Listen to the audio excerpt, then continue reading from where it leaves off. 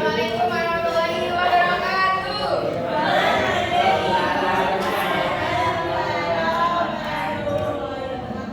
Selamat siang anak-anakku. Ya, kembali lagi bersama beratnya ya. Oke, kita akan memahami bagaimana cara belajar yang efektif serta menyusun jadwal belajar yang teratur sebagai persiapan menghadapi ujian sekolah. Nah, kalian kan sudah kelas 6. Bagaimana kalian di rumah cara mengatur waktu kalian di rumah? Misal ketika belajar, ketika membantu orang tua, ketika bermain. Jadi gini, gimana cara mengatur waktu ketika di rumah?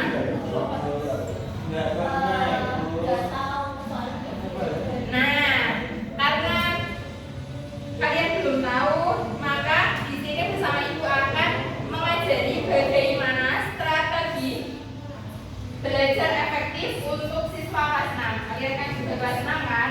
Tentu saja ini sangat perlu sangat wajib mengatur waktu untuk mempersiapkan ujian yang akan datang. Nah, pengertian Ibu akan menjelaskan strategi belajar dengan singkat. Strategi belajar itu di sini Ibu akan menerangkan tentang bagaimana strategi belajar itu. Strategi belajar itu bagaimana cara kita dalam mengatur dan mengelola waktu sebaik-baiknya tanpa ada waktu yang membagi untuk hal-hal yang tidak perlu. Jadi semua orang kan punya waktunya masing-masing. Nah, di sini kalian bagaimana caranya mengelola waktu kalian supaya tidak terbuang dengan sia-sia.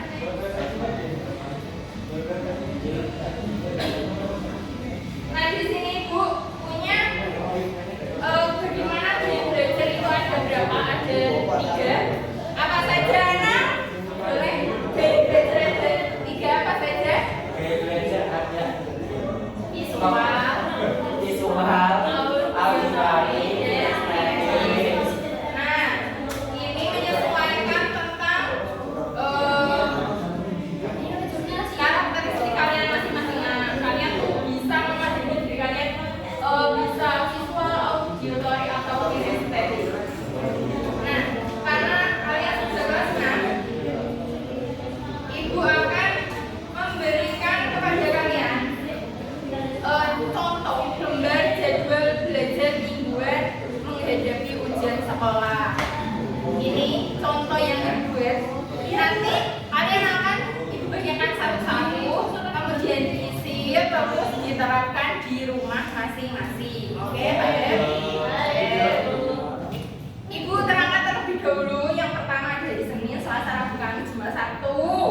Mata pelajarannya MTK, Bahasa Indonesia, IPA, PPN. Nah, di sini kalian akan mengatur waktu belajar kalian selama setiap hari itu. Jadi bahasa Indonesia setiap hari kalian belajar berapa menit, terus IPA berapa menit, gitu ya. Iya, tapi kan kalian tidak punya berapa menit-menitnya itu kan. Itu jadwal pelajaran yang di sekolah kan itu di rumah ini jadwal belajar di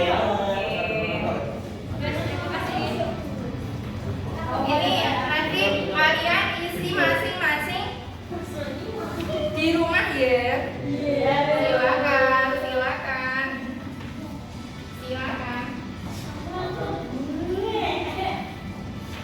Nah, kalian bisa isi.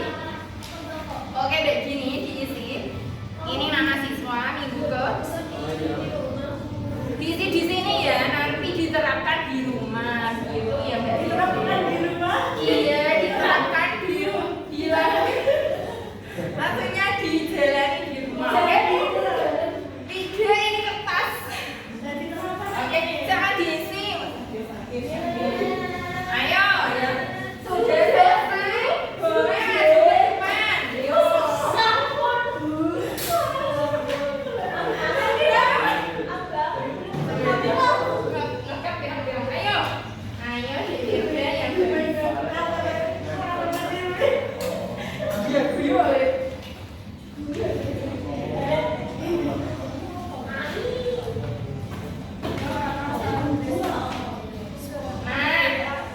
di sini Mbak Firda sudah coba dibaca ketika Mbak Firda membagi waktunya di rumah itu seperti apa?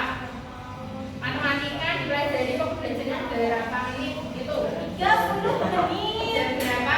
Jam 4 sampai setengah 5. Nah, dari Mbak Firda itu belajar matematikanya di rumah 30 menit per setiap hari untuk menginisial. Oke. Selanjutnya yang PKN PKN matematika. Sampai dulu.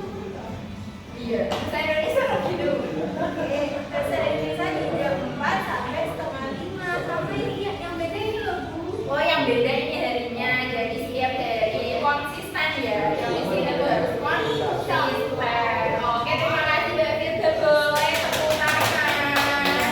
Silakan duduk.